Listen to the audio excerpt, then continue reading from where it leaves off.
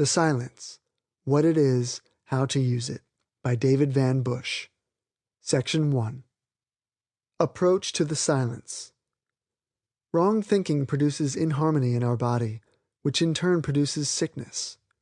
Our bodies sometimes are instantly reharmonized while in the silence. In the silence, our minds become passive, open, free, and loving, at which time the infinite master of harmony touches the mental chords of our being and we are well. Just as the piano can be tuned, so can the mind. Man's body is made up of 12 octaves, the same as in music. All matter is music. All matter is composed of 12 octaves. Wrong thinking produces inharmony in some of the octaves in our body. Right thinking tunes these organs, puts them back into their normal condition. Boys have their little steel magnets by which they pick up small pieces of steel, pins, and so forth. When overworked, these magnets no longer attract. Then the boys take their magnets, have them rubbed against strong magnets or remagnetized with an electric current, and their power is quickly restored. So with our bodies. Mind is the re-electrifier and reharmonizer of the octaves into all harmony. Right thinking, therefore, is the most important thing in life. As a man thinketh in his heart, so is he. Just as a tuning fork near a piano will respond with a vibration when a key of the same pitch is struck on the piano nearby, so likewise do the bodies of men respond to proper stimulus and become in tune. By right thinking, man can reharmonize himself, can achieve health, success, and prosperity. To enter the silence, one must first establish perfect relaxation in mind and body. Then, as the consciousness is brought from one part of the body to another, the tuning takes place. If the leader in the silence should be intoning, there will be many in the audience who will feel tinkling sensations, vibrations, and are often instantly healed. They have been instantly reharmonized. Sometimes it may take several intonings in the silence for a complete healing. Should you have a violent vibration, feel no fear, but thank God for your healing, because the more violent the vibration, perhaps the worse has been your condition, and the more surely has the reharmony begun. Some people will feel this vibration for hours, even days, throughout which there is always healing. Others may not feel the vibration at all. Yet if there has been any inharmony in the bodily organs, these organs are unconscious to the conscious intoning reharmonization. Many people who have been healed of divers and many malignant diseases were at no time conscious of any vibration. Never be discouraged if you feel no sensation. If you do feel a vibration, know that you are susceptible and on the high road to a healing demonstration. The one intoning may or may not be feeling vibrations.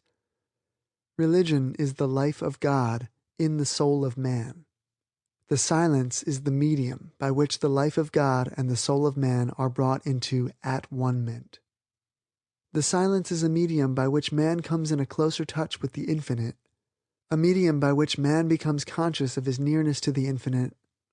The silence is the meeting place where man's spirit links with God's spirit, where spirit meets spirit and the marvel of his grace never ceases. The silence is another way of praying, which is another way of concentration. It is another way of visualization.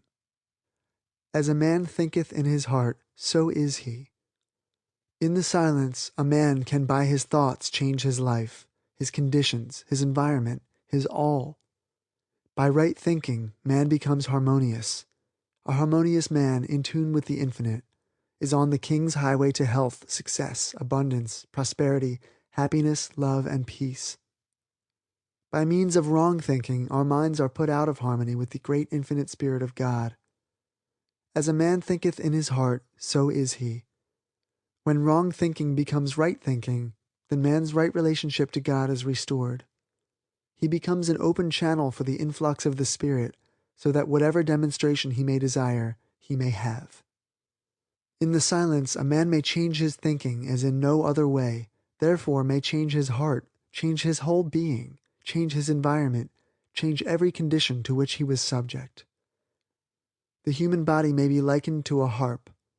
When man thinks rightly, his body is in tune, but wrong thinking creates inharmony in the body and produces sickness.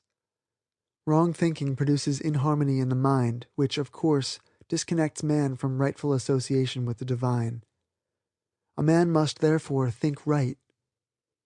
Yet, because of centuries of erroneous conception of God and of the world, Man has been a negative instead of a positive being, and his unwisdom has reacted upon the present generation. We are mental sending and receiving stations.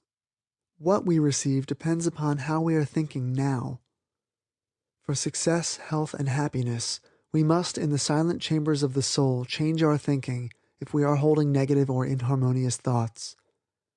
In the silence, there is presented to man his greatest opportunity to change his thinking. Wrong thinking produces inharmony of the body, which in turn produces sickness. If we change to right thinking, we have health, success, and happiness. Therefore, the silence, when properly used, reharmonizes our bodies and minds through the simple agency of right thinking. There are steps of approach to the silence. Stillness is one thing, and the silence is another. One may quiet himself physically and not be still, and he may be still without entering the silence. When one becomes physically and mentally at rest, he is apt to become receptive to psychic influences. And when these are not desired, it is advisable to protect oneself while mentally negative.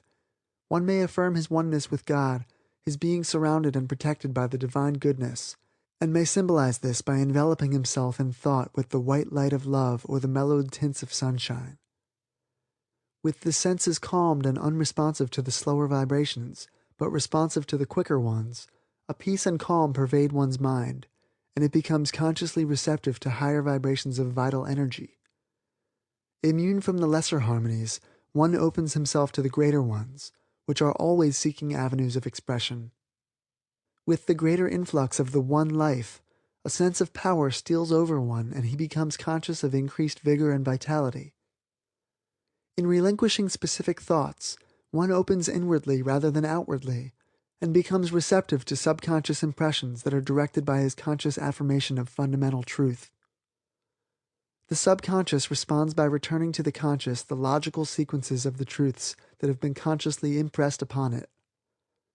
The subconscious follows the lead given to it by the conscious affirmations of truth, and it brings back the consciousness of those truths in their various ramifications. End of section 1.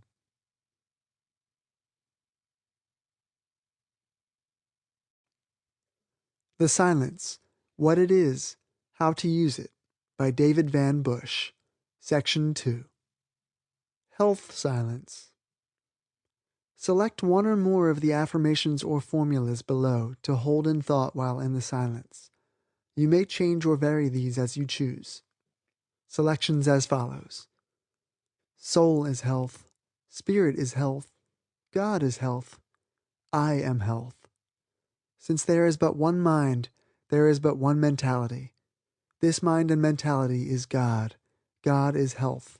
I am health. I am whole, perfect, strong, powerful, loving, harmonious, and happy, and what I am myself I desire for everyone else. I am filled with the abundant, intelligent, ever-present life of spirit. It flows through me freely, cleansing, healing, purifying, and vitalizing every part. I am one with this life, and in it I am every whit whole. The all-powerful Christ mind in me dissolves and dissipates every adverse thought. My body is the pure and holy temple of the living God, and every organ and every function is now in divine order and harmony. All the organs of my body are functioning normally, and I am well, whole, and complete. All is mind, all is God, all is universal energy. I am part of creative force, and I am health, abundance, joy, and peace. I am filled, I am thrilled with life eternal, and I radiate that life within to me and without to all. Every experience of my life has been for my good, and I am happy in living. God is spirit. I, use your name here, am life. Life spirit is now flowing through me freely, and I am well, whole, and complete. Be still and know that I am God. Use the following as a basis for your meditation as you demonstrate health. Of course, you may use other thoughts provided they are constructive health thoughts. You may practice the silence sitting, reclining, or in bed. There is no better way to learn how to relax than by going into the silence. Are you tense? Let go. Relax. Then direct the mind to go from one part of the body to another. Take a deep breath between each change of your consciousness. Be sure to use the diaphragmatic or abdominal breathing, breathing through the nostrils, mouth closed until the muscles of the abdomen expand. The best time to hold the silence is as you retire at night, and just as you awaken in the morning. But you should hold your thought at least 3 times a day, without stress or strain, without doubt or worry, passive in mind and body, perfectly relaxed. Hold the silence or thought upon retiring at night, awakening in the morning, and at noonday. Of course, you may take any other time that is convenient.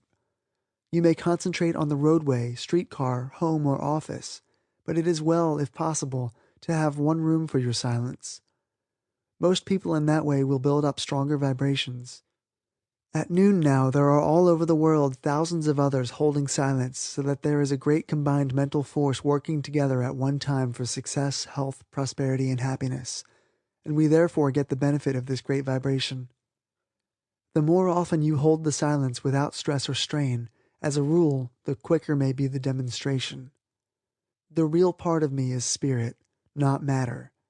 I believe that this body of mine is a tabernacle for the spirit. The real I am within me is therefore spirit. The real me is spirit. This spirit is the God spirit. This is what Jesus meant when in the 14th chapter of John, and again in the 17th chapter of the same gospel, speaking to his disciples, he referred to I in you, you in me, and we in God. My spirit is a part of the God spirit. God is health. God is perfection. God is abundance. God is harmonious. Therefore, the real I am is God. The real I am is health, perfection, abundance, and harmony. When I am sick, I know that it is the material of me that is sick, not the God spirit. It is my physical being which is out of harmony. It is this tabernacle of which Paul speaks, housing my spirit, which gives me pain and suffering. The real me is not sick. It is my body. For centuries, we have held to a wrong idea of life. We have thought that life is material, but life is spiritual. It is the invisible within me which is eternal, which is God. Many still believe that life is material and matter, instead of mind and spirit. I no longer hold that conception. I believe that all is mind and spirit. Just here is where the healing methods of drugs and the scientist's explanation of life is so limited. Not until we recognize that life is really a thing of spirit, not matter but mind, not material but spiritual, do we come into an understanding of truth. Jesus said, God is spirit, and on different occasions told his disciples that this spirit was within them as well as within himself. Therefore, this same spirit is within me, and this same spirit is the God spirit of health, abundance, happiness, harmony, and perfection. God is all health, all abundance, all harmony, peace, and perfection. Therefore, the God spirit within me is the same. I am sick in body, not in mind, not in spirit. Inasmuch as I cannot conceive of God being sick, neither can I conceive of my spirit being sick. My spirit is health, perfection, and harmony. My body may not be well, but since mind is all, since this material is subject to the spiritual, since matter is subject to mind, I believe and affirm that my health does not depend upon matter, but upon the God Spirit within me. It depends not upon the material, but the spiritual, upon the God mind within. Just as wood, when made into a violin and properly tuned, will give forth harmony, so my body, though made in the material, when properly tuned by mind, will give forth harmonious living, perfect health. As the tree standing in the forest may be made into the violin music box of harmony, so my body, the material in the forest of matter, may be put in tune, become harmonious, and be raised to perfection by the master musician, God, his mind within me. God is all health. No one could conceive of God as being sick. I can visualize only the eternal spirit of the infinite Father, perfection existing in everything, and I being a child in spirit, I am whole and complete in spirit. My real I am is well. Science now asserts that matter is composed of 12 octaves, just as in music. My body is the composite of these 12 octaves. Science also says that every cell atom, every electron in my body is intelligent. This spirit of mine is housed in the tabernacle of the body, which is composed of millions of cells, all of which, having intelligence, respond in my body according to the way I think. Every word I entertain, every thought I hold, influences every one of the millions of cells making up this tabernacle. My body is made whole and complete physically. That is, all the cells of my body are made over new every 11 months. The body I have today is not the body I had 11 months ago.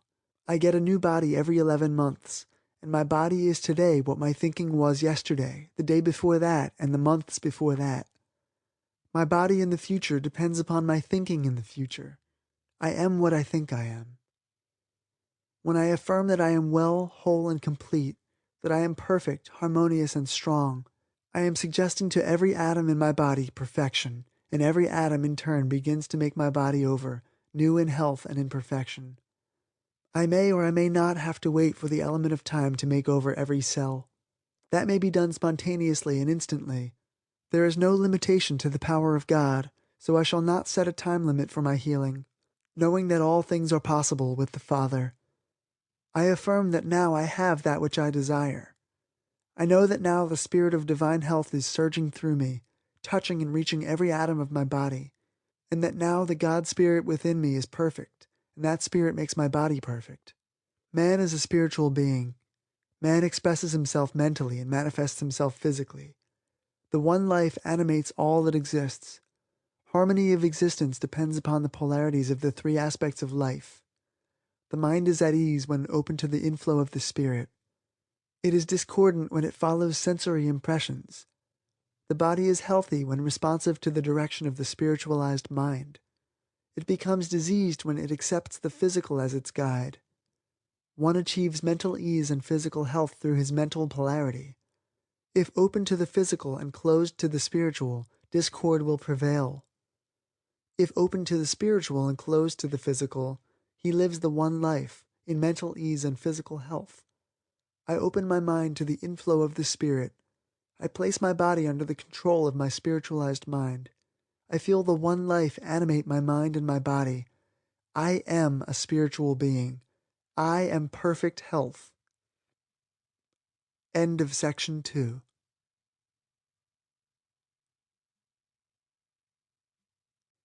The Silence, What It Is, How to Use It, by David Van Bush. Section 3. Thought to hold in the silence for abundance. The universal abundant spirit supplies all my needs. There is no want or limitation in the law. If, perchance, there should appear to be lack of or need of abundance in our lives, it is because of wrong thinking, not because there is a lack of abundance. Therefore, we should enter the silence with the profound faith and conviction that the world is filled with plenty, and that all our needs are most bountifully supplied. The mind should be saturated with the conviction that all life is filled with abundance, all space is overflowing with abundance, all living comes from an abundant source of supply. In a universe where this is true, there can be no want, no lack for you or yours, for me or mine. As you take your exercises this month, take the affirmation above.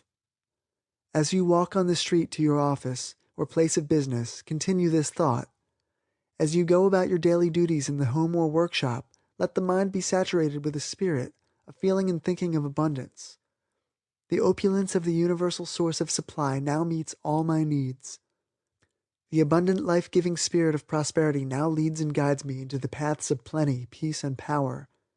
My mind is filled with prosperous thoughts. My being is pulsating in abundant rhythm. My soul is uplifted and sustained by 1,000 thoughts of ever-present abundance, prosperity, and opulence. As these thoughts are maintained and repeated again and again, absorbed and sunk deep into the subconscious mind, know that all of your needs are this minute supplied. Know that you could not ask for anything from the universal spirit, Father, God, without that spirit being most willing to supply instantly all your needs. The spirit and body are well, but the flesh is weak. Allow your flesh to be stimulated, and your body to respond by thoughts of abundance, prosperity, and opulence. I am now rich in thought, rich in body, and rich in spirit. I am now part of the abundant, ever-present spirit of prosperity and opulence. All that I need is now mine, mine, mine. The universal abundant spirit supplies all my needs. End of section 3.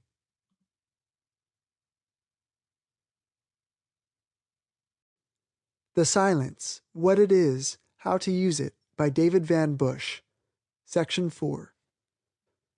Thought to hold in meditation in the silence for misfortunes, grief, mistakes, reverses, failure, sorrow, loss, and disappointment.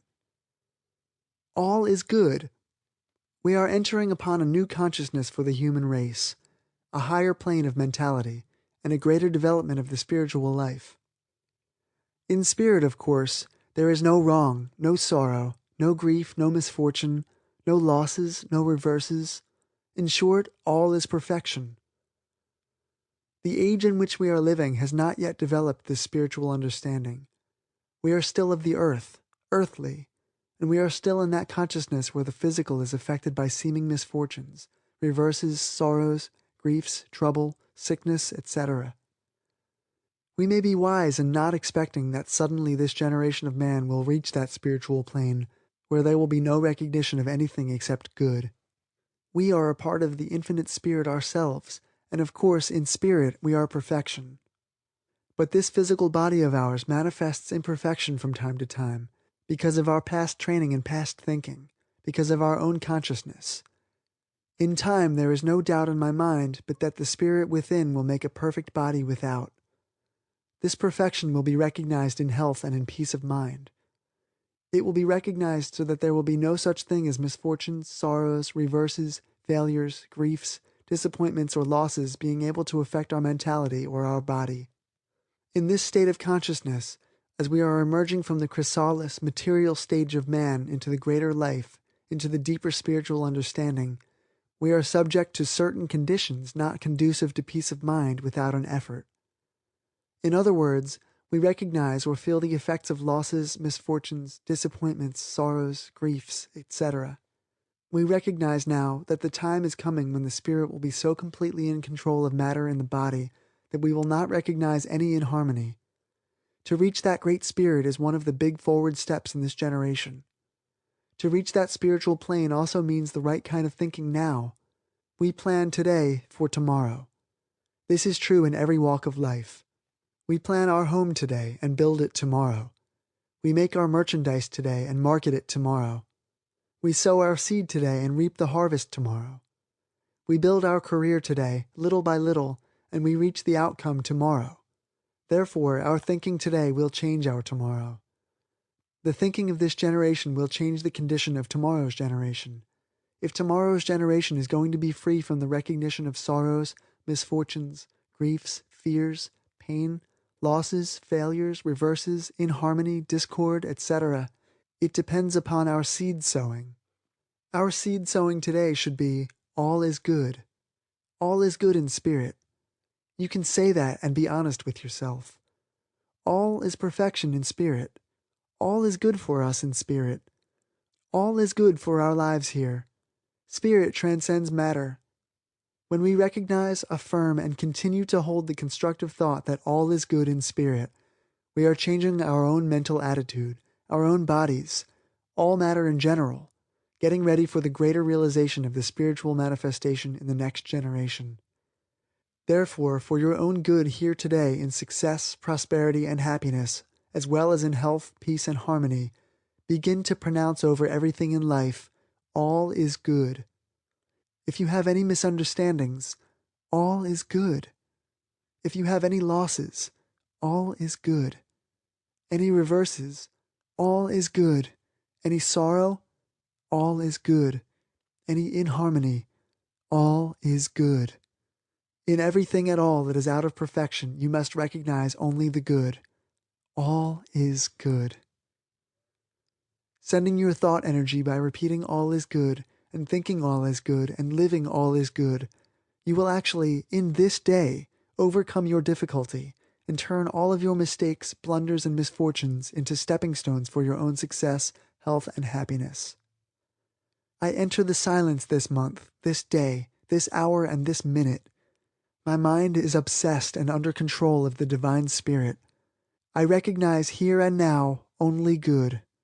I see in my fellow men only perfection and good. I see in nature all around me only perfection and good. I see in every transaction of life only the perfect good. I see in every activity of my experience and in every form, color, and thought, good. All is good for me now, today, and forever. God is spirit. Spirit is love. Love is perfection. God's spirit is harmonious. I am perfect. I am love, perfection, and harmonious. All is good. End of section 4.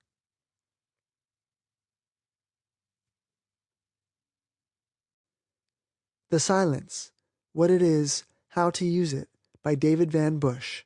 Section 5. For harmony, peace, comfort. Base your thought for this silence upon the following. You may add any constructive thought you choose. My subconscious mind. I desire and command you to have peace, harmony, and justice reign in the hearts of men everywhere. I realize that there can be no negative thinking for my destruction, downfall, or harm sent out by anyone else that can reach my consciousness or do me ill, unless I am afraid that such negative thinking will produce the evil effects others are planning. I know that thought is energy. This is scientifically demonstrated, and I realize that a constructive thought has much more energy than a destructive thought. I know because it has been conclusively proven that constructive thinking will blast away every negative thought current sent out by one person or by 1,000. Therefore, if there should be any inharmonious thoughts anywhere in the world, any discordant thought current by those who seek my downfall or block my progress, or by those who would endeavor to hurt my reputation, I know that by holding a harmonious attitude of peace, love, joy, and success for everyone, including those who would do me wrong, that such constructive thought currents will blast away all of the discordant and inharmonious mental currents of evil, so that they will not even reach my conscious mind. I also realize when I hold my silent thought, my subconscious mind, I desire and command you to have peace and harmony and justice reign, that I am sending out the energy of construction which is bound to turn all of the efforts for my embarrassment and destruction into a higher current for my greater achievement. Therefore, I send out blessings and thanksgiving to the very ones who would work my downfall. I charge my subconscious mind to let peace, harmony, and justice reign so that all things will work together for the good for me and for those who are thinking evil. If I should think it hard to send out blessings to my enemies, I remember the affirmation of the greatest teacher of all ages who said, "Forgive until 70 times 7. I remember that when he himself was reviled not in turn. I remember that when his merciless enemies had nailed him to the cross, had apparently crushed his fondest ambition, had scorned and reviled the kingdom of which he had spoken, and had tortured him as he hung on the cross, he uttered the immortal, lovable, constructive words which have rung throughout the centuries and will continue to bless all mankind throughout eternity. Father, forgive them, for they know not what they do." So those who would try to block my way, curb my progress, or put thorns in my crown are doing so, not knowing what they are doing. Whatsoever a man soweth, that shall he also reap. Instead of hurting me, they are sowing weed seeds, which shall bring forth a harvest of weeds and tares in their own lives and not in mine. I, therefore, do not wish them harm, nor think that they should feel the reaction. I do not have to concern myself about the negative people in the world, for the law takes care of them. I shall always think constructive thoughts, harmonious thoughts, and loving thoughts. My subconscious mind, I desire and command you to have peace, harmony, and justice reign, and I know that all things are now working together for the good of my would-be enemies and for myself. I relax. Take time for meditation. And I become happy in the silence. Holding my thought of peace, harmony, and justice reigning in the hearts of men everywhere, and as I relax and wait, I feel my vibrations rise. I am resting at ease, in faith. I am perfectly calm and contented. I am sending out love, peace, and harmonious thoughts, and as they go, love, peace, and harmony will come to me. These are now returning. They enter my being and uplift my soul. I am therefore sending out a strong current of spiritual blessings, with such a spirit of helpfulness, that I am getting back the same which I send out. My harvest shall be peace, love, joy, harmony, justice, and contentment, because I am sowing the seed of love, peace, harmony, joy, contentment, and justice into the great subconscious soil of the universe. My subconscious mind, I desire and command you to have peace, harmony, and justice reign everywhere throughout the world. I wait. I rest. I am relaxed. I am at ease and filled with the spirit of harmony. I wait. I listen for the spirit within. I feel and hear the voice of infinite love sending back into my consciousness these thoughts which I send out. I know that my every constructive thought blasts away 1,000 destructive ones. Therefore, I think peace, love, joy, harmony, and justice. And as I utter these words slowly and prayerfully, I feel my vibration rising. I experience ease of mind and peace of soul. Harmony is now within and without. I realize that I cannot send out my affirmation of peace, love, joy, and harmony without peace, love, joy, and harmony coming back to me. I therefore send out my affirmation. My subconscious mind, I desire and command you to have peace, harmony, and justice reign in the hearts of men wherever they may be. I wait and listen, perfectly relaxed and at ease, and I feel the vibrations which I sent out coming back to me. I therefore know that no harm can befall my dwelling place. I know that whatever evil thoughts have been sent out for my destruction have been counterblasted, and that now everything is working for my good. As I recognize and realize that all things work together for my good, I am sending out love thoughts that all things are working together for the good of those who would do me wrong. They know not what they do. They alone will have to reap the harvest of the weeds they are sowing. My wish for them is that they may learn their lesson easily and early. My blessings I send out to them. Again I wait. Again I listen. Again I am at ease, happy and at rest. Love and blessings, peace and harmony I send out. Love and blessings, peace and harmony come back. My subconscious mind, I desire and command you to have peace, harmony, and justice reign. My blessings upon all mankind. My love to everyone. End of section 5.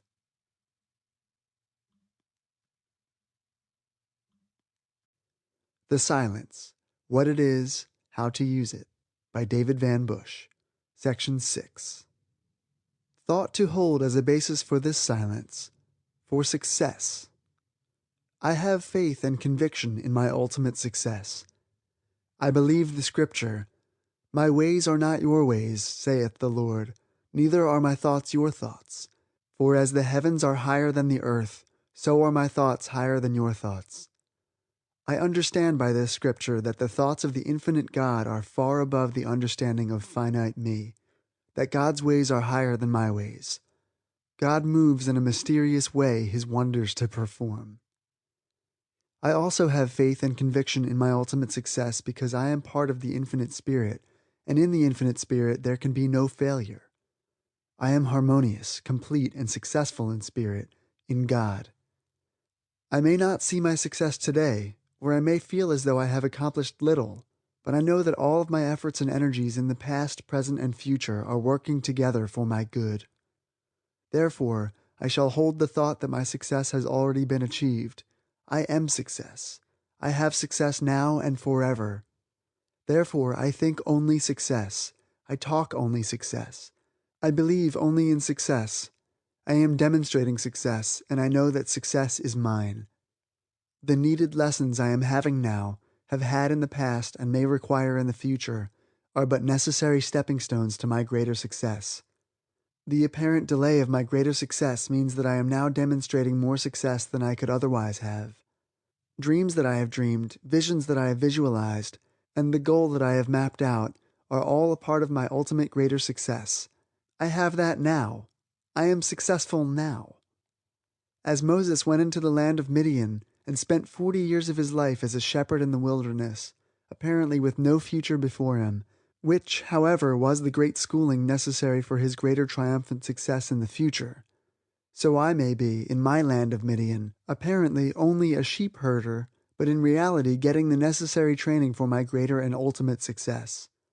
Therefore, I now rejoice in every experience I have, giving thanks for every apparent setback and for every seeming block of my purposes and aspirations.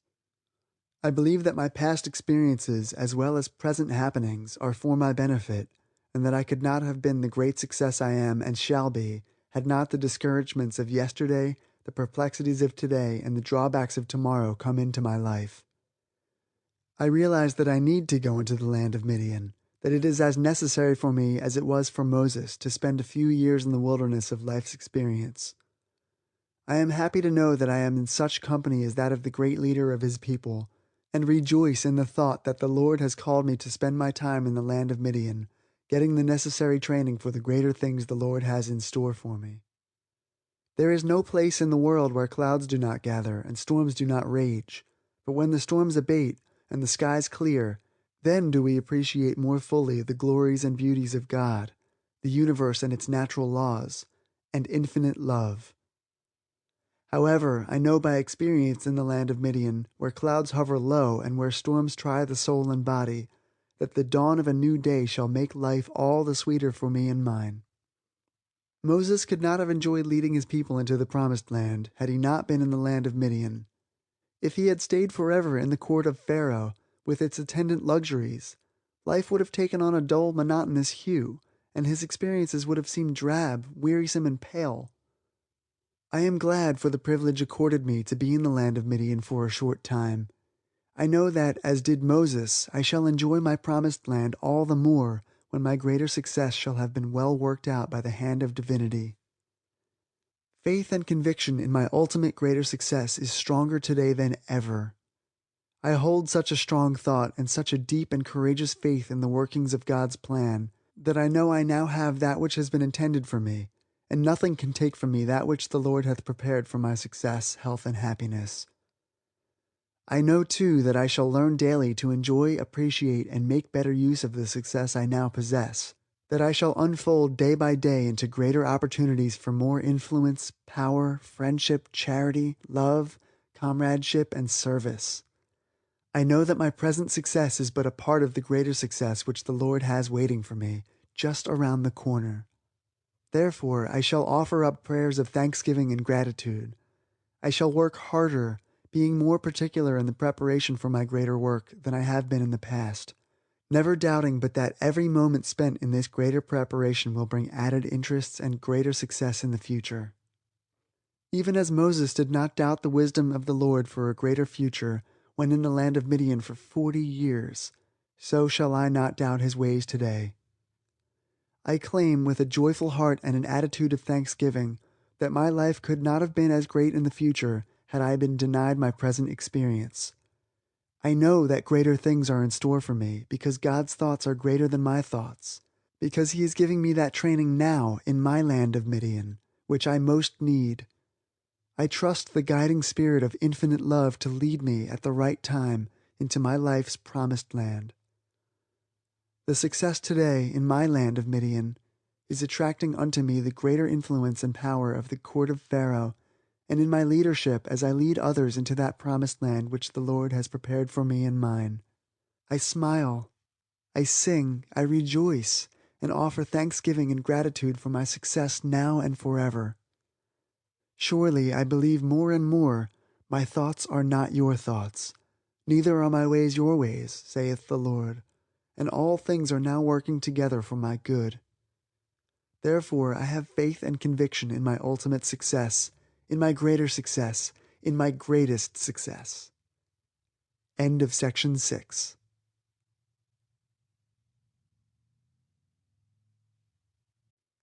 The Silence, What It Is, How to Use It, by David Van Bush, Section 7. Abundance. There is abundance in the world for me, given by the bountiful hand of omnipotence. I gratefully claim and accept all the supply for my needs. The old idea of Orthodox prayer was that of supplication and begging. I have spent a whole night at a time begging for a few pennies and supplicating for the salvation of others. What waste of energy! Each time that we send up such a weak supplication as the attitude of a beggar with the timid, frightful thoughts that only a beggar's mind can have, this condition of mind cross-circuits the power to bring into our lives the very things we most desire. When the beggar extends his hand for a copper, he knows that not everyone who passes is going to give him a coin. He therefore solicits more or less mechanically, with a mind not positive or sure. His hand is extended in timidity and weakness. Now and then he gets a coin from a sympathetic passerby. The same principle holds true for the man who prays in the old Orthodox fashion. He utters his petitions with doubts and misgivings, with timidity and wonderings. Some of his prayers are answered, just as the occasional coin is cast to the beggar. But most of the Orthodox prayers sent up in the fashion of begging and supplicating are never answered. Of necessity they cannot be, because the concentration is filled with fear and trembling. Only by positive and courageous thinking do we attract to ourselves the answers to our prayers. When we are permeated with the spirit of doubt, our petitions are cross-circuited. Therefore, in making your affirmation this time, rest assured that the abundant spirit of the universal supply has everything you need and has it now. You have only to put your mind in a condition to receive. You do not have to beg the sun for its rays, nor God for his love. It is there for the taking. Many of us keep the sunshine of abundance out of our lives by pulling down the curtain of doubt, just as we may go into a room, pull down a shade, and keep out the sun. James Russell Lowell, 75 years ago, told us the same story in The Vision of Sir Launfal, when he said that heaven is given away, and God may be had for the asking. By gratefully accepting all of the supply for your needs, you are running up the shade of positive faith and letting the sunlight of abundance in. Send out the desire for your supply to the universal mind and then rest, feeling that it has been acquired. Of course, the stronger you concentrate without stress and strain, and the more positive and courageous your concentration, the stronger will be your mental thought currents, and consequently the quicker your demonstration. Omnipotence has provided for me and mine. I raise the shade of my faith and let in the sunlight of abundance. I know I do not have to beg for this, for it is mine now. When first I saw the light of day, the bountiful Spirit of the Father made all preparations for my life's necessities and pleasures. They have been in the world since I was born. I now claim and accept my supply. From now on the Spirit goes before me, making easy and prosperous all my ways, and I have abundance for every need. From the bountiful hand of omnipotence I have abundant health. I have abundant love. I have abundant prosperity. I have abundant peace. My Father careth for the grass of the field and the birds of the air, and he careth for me. I realize it. Think it and live it now. Abundance for all my needs is mine, now and forever. End of section 7.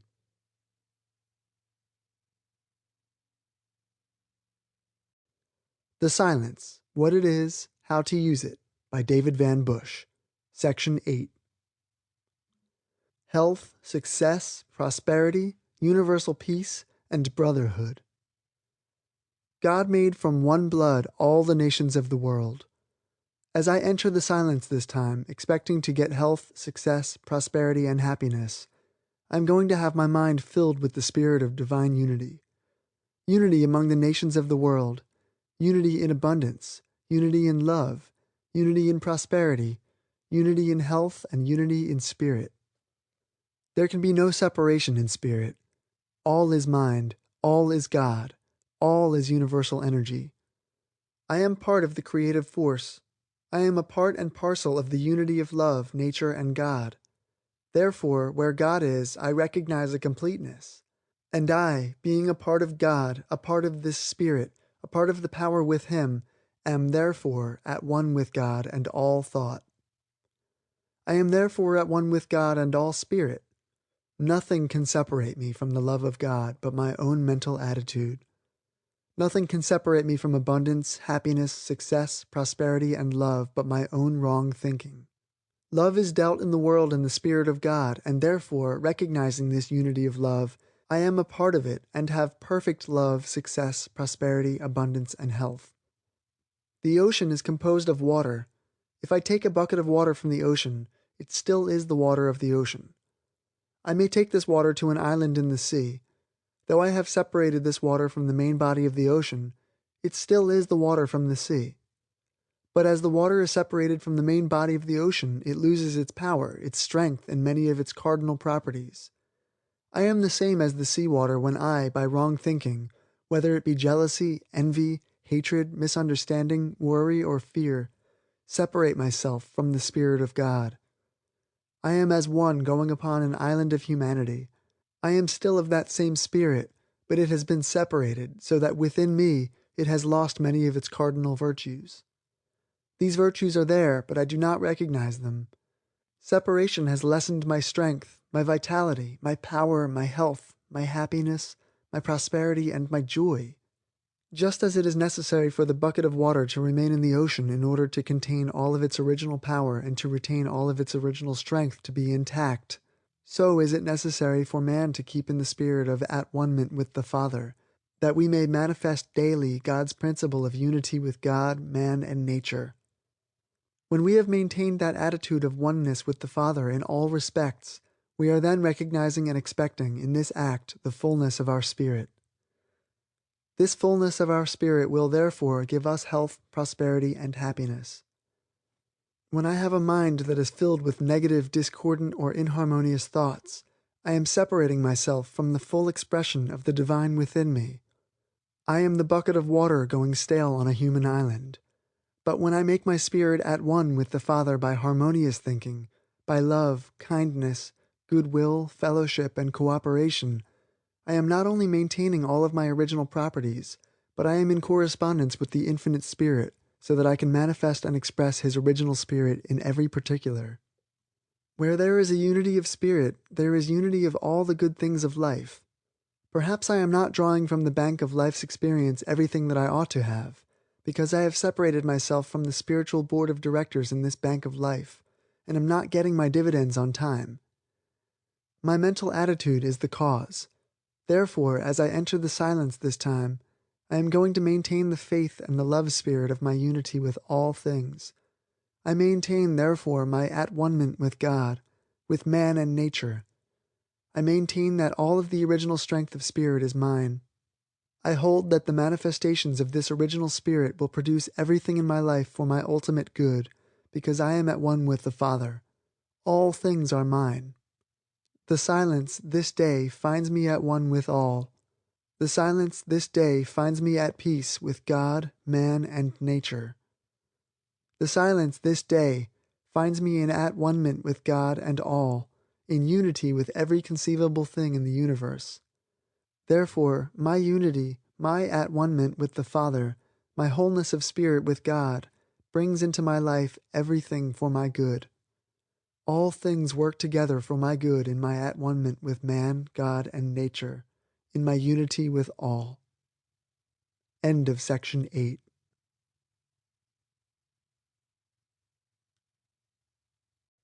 The Silence, What It Is, How to Use It, by David Van Bush. Section 9. How to Have More. I am unselfish in action, being, and motive. The science of psychology as applied to everyday life is, strictly speaking, a new science. It is a matter of thousands of people in the world all of a sudden coming into contact with certain laws which make them successful, healthy, and prosperous. It is quite natural because man is interested more in himself than in anyone else that, when he finds these laws may be applied to give him more abundance, the tendency may be to use these laws for selfish purposes. Nothing could be more unpsychological. The laws should be used for the individual but should not stop there. Each individual who is profiting by the operation of the laws or understanding of psychology ought not only to get everything himself that psychology can give him, but he should pass these on to others. He should tell others about it. He should cry it from the housetops and megaphone it from the street corners. He should not want to get everything himself, but wish the same that he has to everyone else. By doing this, the law will rebound, and instead of having less, he will have still more than he could have, were he thinking about the laws for himself alone. The human race is made up of a whole lot of selfishness, and the man or the woman who hopes to get the most out of life and out of psychology must learn at the very beginning of his or her understanding of the laws. Then only will the best come to those who are absolutely unselfish. If there is any selfish motive or selfish desire in your heart, you may operate the law and get a certain amount of benefit. Nay, you may even become rich by it and have great power, but it should not end there. Your riches are for the use of others, as well as for yourselves, and the real psychologist, in getting his riches, will pass on to others that which he has. The real psychologist, in getting more power, will share it with others and will use it for the good of others, as well as for his own personal aggrandizement. Therefore, hold the thought, I am unselfish in action, being, and motive. Many a person never will get the demonstrations he wants, because the channel of abundance and prosperity, happiness and joy, is clogged up with his own selfish attitude. The selfish person who does not operate the laws does so by overbalancing his selfishness with some other great virtue. But when he is extremely selfish, he may never have demonstrations as he wants. He may not have enough other virtues to outweigh his selfishness. He may live for years and know what the laws are, and yet lack this one little thing, unselfishness, in operating the laws for his own abundance, prosperity, or happiness. If you are not having the demonstrations you want, it is because there is a kink in the mind somewhere. The kink may be selfishness, or it may be pride, haughtiness, duplicity, dishonesty, hatred, envy, or jealousy. This time we are going to hold the thought, I am unselfish in action, being, and motive, and each time we go into the silence, this unselfish spirit shall be the guiding star of our thoughts. It will be the personal touch with the infinite spirit itself. The beginning of life's happiness, as well as the end thereof, is the spirit of unselfishness. I am unselfish in action, being, and motive. End of section 9.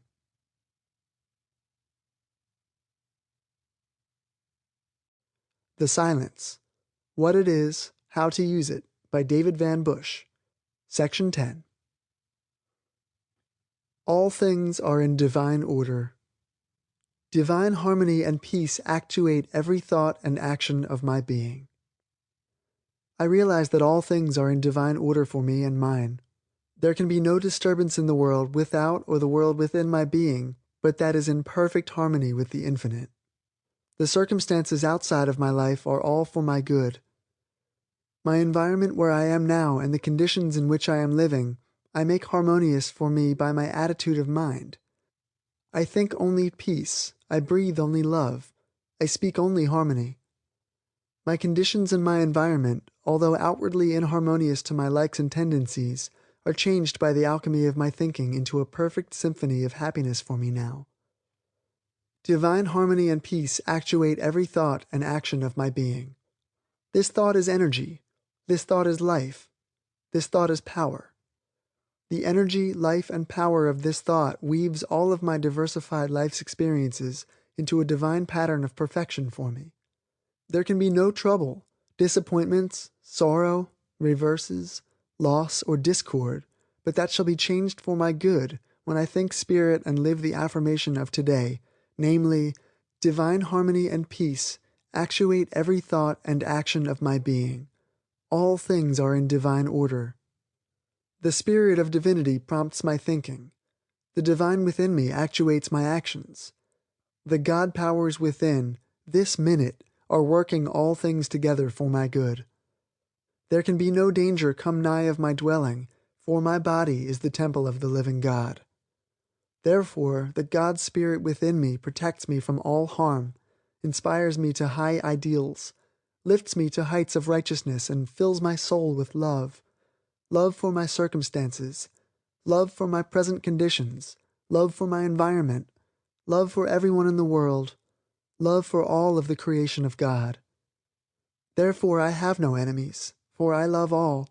I recognize no misfortunes, for the love energy within turns all misfortunes and sorrows into stepping stones for my greater advancement and achievement. The God energy within transforms all inharmonious conditions without into a perfect harmony within. The kingdom of God now reigns within me, and I am at ease, at peace, and at one-ment with all nature and God. The harmony, therefore, within me, in nature and in God, gives me perfect peace within and perfect peace without. Divine thought and energy, love, and blessing actuate every action of my being. Where divine love reigns, there can be no trouble, no discord, no inharmony, no lack, no limitation, no sorrow, no grief, no sickness, no failure. The energy of divine love transforms all things into my good.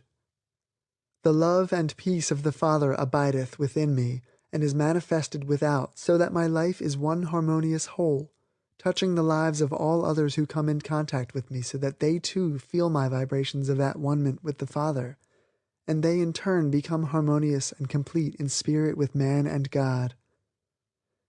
Divine harmony and peace actuate every thought and action of my being. All things are in divine order. End of section 10.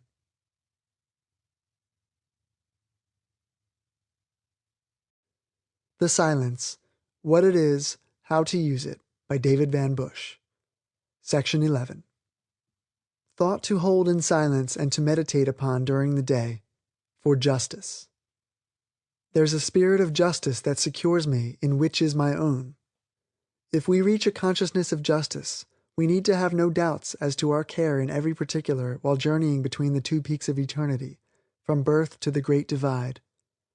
There is nothing that can defeat justice, and the person who has a consciousness of justice will attract to himself every conceivable thing needed for this life, because it will be the logical objective of justice to supply each individual that justice for which he thinks.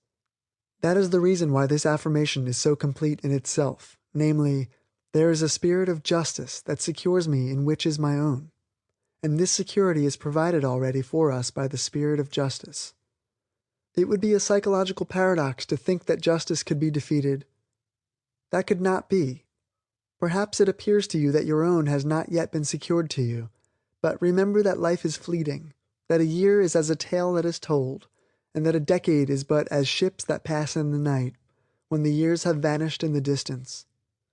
If you have lived a life of justice, and it appears now that your own is not coming to you, that someone else is having more of the good things of life than you, and that someone seems to have used the art of the man of injustice, be not deceived. God is not mocked, for whatsoever a man soweth, that shall he also reap. If you have sowed equity and justice in the days that are gone, be sure that the same equity and justice will be secured to you. The scriptures tell us not to think too much of the man who is nourishing like a green bay tree, for his efforts are soon cut off, and he vanisheth away. One who is astride the scales of justice, and who thinks that he can hold the balance, is gravely mistaken. He may have occupied his present position for many years, first putting his weight on one side and then on the other in an effort to keep his equilibrium. Perhaps today it appears that the scales of justice are being well manipulated by his insincerity, duplicity, or trickery, but it is like the green bay tree. It will soon pass away. Justice is as eternal as God himself, and there is no more possibility of defeating it in the individual's life, in your own life, in the life of a nation, or in the history of mankind, than there is of likelihood that the sun can get away from its own rays. The justice of God is eternal, or in other words, God always is justice personified. Where God rules and where his laws and mandates have been given by his own fiat, man, neither flesh nor the devil, can defeat the ultimate outcome of justice. Your own is secured to you. Man himself is fashioned by the finger of divinity. The crown of justice is placed upon his brow, and no ruthless hand of greed, duplicity, or evil dexterity can ever tear it away. It is there to stay, and the man who has been thus crowned because he has lived in this consciousness of justice, in the consciousness of God himself, is bound to have come back to him that which he has sowed, justice. You are secured by this spirit of justice. Perhaps already your life has had the law of compensation bring to you more than to others of whom you may think, and who, because of their bank account, get more out of life than you. A man may have $1 million and yet not be as happy as the laborer living in a thatched cottage. Perhaps justice has tipped the scales in your favor already, and you may have failed to recognize it. Perhaps you have children, loved ones, family, and fireside, which bring more comfort to you than the landowner gets who lives in his palace on the hill. Half of life, or the joys of life, depend upon our ability to recognize and appreciate the blessings we already have. Therefore, in counting your blessings, or discounting your blessings, be sure that you use a moral standard instead of a material standard, engaging whether justice has been meted out to you or not. The justice of the eternal secures me. The spirit of justice secures me in which is mine own. Believe it, think it, live it, claim it, and justice shall be yours. End of section 11.